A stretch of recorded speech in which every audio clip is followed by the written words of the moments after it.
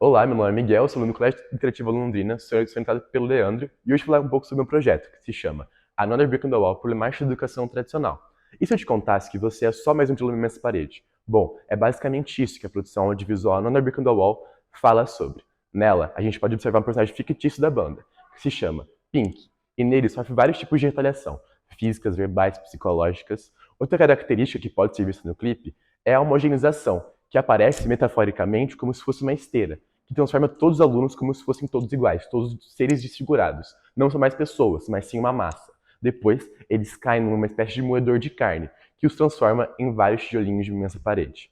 E isso, metaforicamente, mostra a capacidade de um sistema de ensino tecnicista tradicional de homogeneizar uma massa de alunos, que não são mais seres individuais, seres em desenvolvimento pleno, mas sim uma massa como se fossem vários tijolinhos de uma imensa parede. Outra característica que pode ser dada é esse processo de educação tradicional, que, de acordo com Mizukami, é um processo de educação vertical, onde o professor chega em sala de aula, fala um conteúdo, que sentar ali, absorver aquilo que está sendo colocado, depois cuspir exatamente na prova. Isso também se relaciona com o conceito do Paulo Freire de educação bancária, como se o aluno fosse um banco. Ele recebe o dinheiro e tem que colocar aquilo lá na prova exatamente com aquilo que é dado. A gente pode observar isso no clipe na parte do We Don't Need No Education, a parte mais famosa do clipe, onde o Pink fala que ele não quer educação, mas não um tipo específico de educação. Um tipo de educação que reprima, um tipo de educação que não deixa nenhuma criatividade dele aparecer. A gente pode observar isso em algumas cenas onde a violência verbal é colocada quando ele mostra um poema para o professor. Bom, esse sistema de ensino não vem de agora, visto que no século XV os jesuítas lá da Europa vêm aqui para o Brasil catequizar, desbarbarizar os hereges, que no caso são os indígenas. E nele, esse processo é colocado no Ratio Ticen Instituto Studiorum, que era basicamente uma coletânea de vários ensinos de teologia, filosofia e latim. E nele, o processo de ensino era um processo à base da repetição, um processo onde o indígena tinha se colocado posições de inferioridade aos padres jesuítas que vieram aqui catequizar eles, e caso eles errassem aquilo que estava sendo repetido, uma oração, um termo em latim, eles eram punidos. E esse fator é que ecoa até os dias de hoje.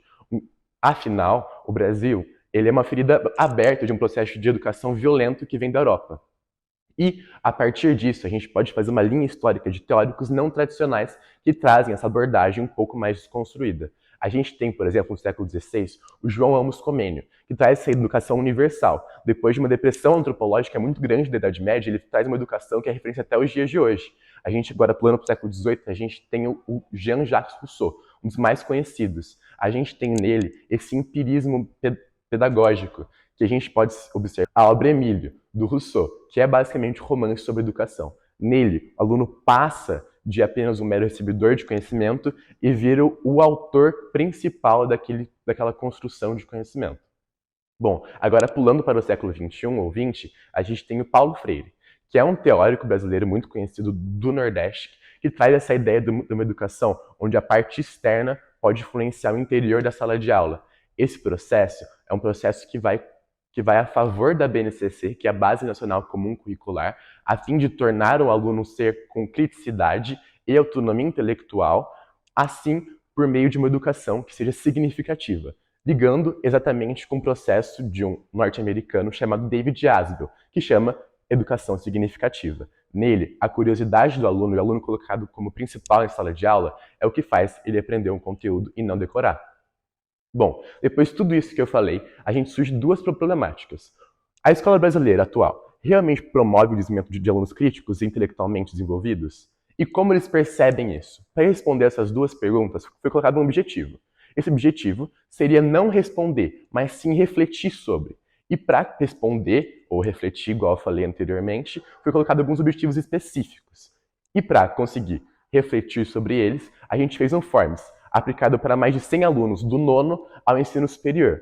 E nele a gente pôde observar uma divergência de resultados, visto que muitos deles mostravam que tinham espaços de debate na sala de aula, mas o conteúdo continuava sendo aplicado de uma forma tradicional, ou seja, uma forma de educação vertical que eu mencionei lá no início da apresentação. E isso pode mostrar que esses fatores que eu falei no início da apresentação que ecoam até o sistema educacional atual, visto que esses mesmos se destoam da BNCC, que é a Base Nacional Comum Curricular. Bom, o projeto ainda está no início da pesquisa, então Agora, com base nesses dados analisados, que são qualitativos, a gente quer fazer uma análise quali-quantitativa a partir da análise direta do discurso, que seria um pouco complicado de fazer nesse menos de um ano de pesquisa. Então, a gente quer passar de números para dados reais, para falas de alunos, visto que agora não é só mais a minha opinião, mas sim a opinião de um grupo que passa por esse sistema educacional. Então é isso, obrigado pela atenção.